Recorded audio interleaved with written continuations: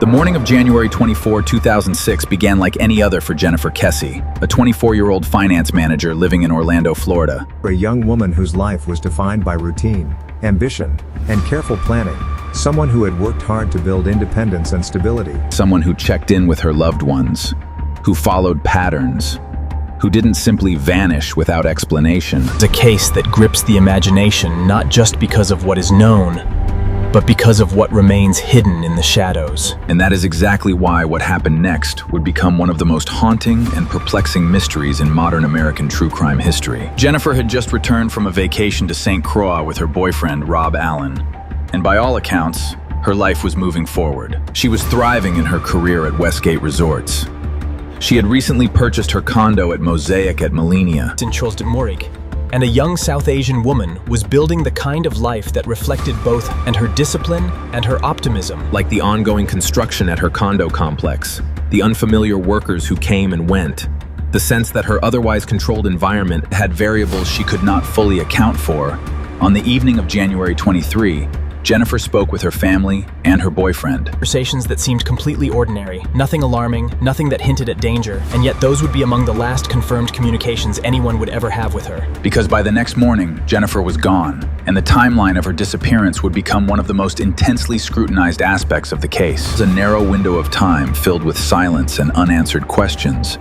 When Jennifer failed to show up for work on January 24, Something that was entirely out of character. Concern began to build quickly, and as calls to her phone went unanswered and emails remained unread, that concern turned into dread, the kind of dread that signals something is deeply wrong, something beyond a simple misunderstanding or delay, something that suggested a sudden disruption, unexpected and concerning.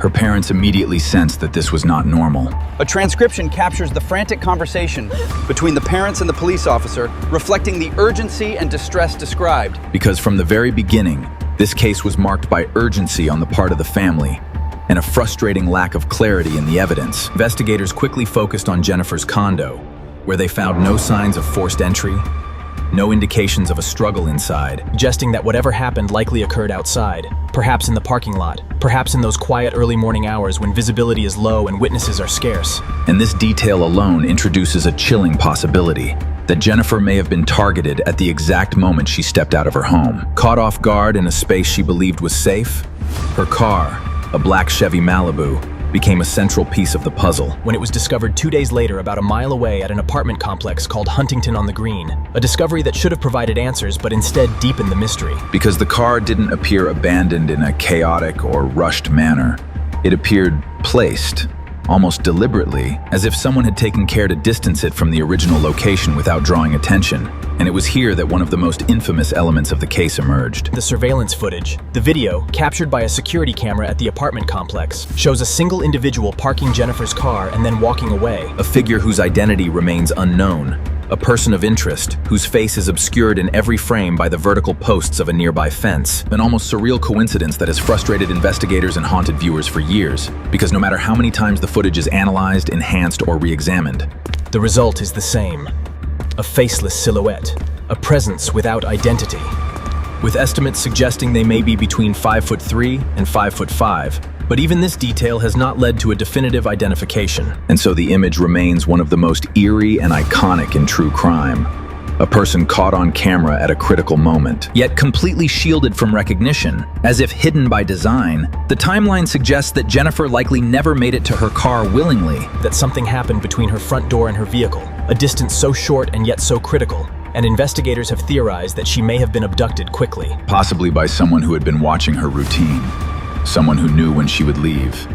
Someone who understood the layout of the complex. And this is where the construction workers present at the site become a significant focus, because many of them had access to the area. Many were not fully vetted, and some had been seen lingering or behaving in ways that raised concern, creating a scenario where Despite interviews and follow-ups, no concrete evidence has tied any individual to the crime, leaving behind a landscape of suspicion without resolution. It's a series of possibilities without proof. The investigation itself has been marked by both persistence and criticism. with the family, an East Asian family openly expressing frustration. Leads could have been followed more aggressively, and perhaps the trajectory of the investigation could have been different, but And this sense of lost time, of chances that slipped away, adds another layer of tragedy to an already devastating situation. Over the years, the case has evolved, with new technologies and renewed attention bringing fresh perspectives. Anchored in that narrow window of time on a quiet January morning. Anchored in the absence of Jennifer herself, theories have emerged in abundance, ranging from the possibility of a random abduction to more targeted scenarios involving someone who had observed her over time. Someone who blended into the background of her daily life. And while each theory attempts to fill the gaps, none have been able to bridge them completely. Leaving behind inconsistencies and unanswered questions that prevent closure, what makes this case particularly unsettling is its ordinariness. The setting, the routine, the lack of any clear warning signs, because it challenges the assumption that danger is always visible, always detectable, when in reality, it can exist in the periphery, unnoticed until it's too late. Jennifer's disappearance is not just a story of a missing person. It is a study in absence, in the way a life can be interrupted without leaving behind a clear trace. In the way time can pass without resolution, and still the questions remain as urgent as ever.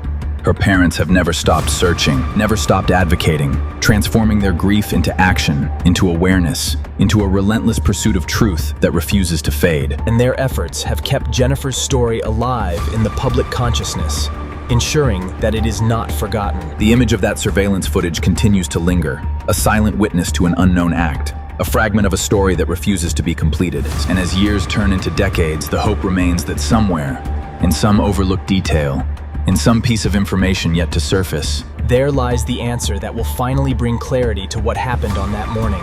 Because until that answer is found, but unresolved in a deeper sense, a narrative suspended in uncertainty, a story that begins with routine and ends with silence, leaving behind a void that continues to echo with the same haunting question. What really happened to Jennifer Kesse?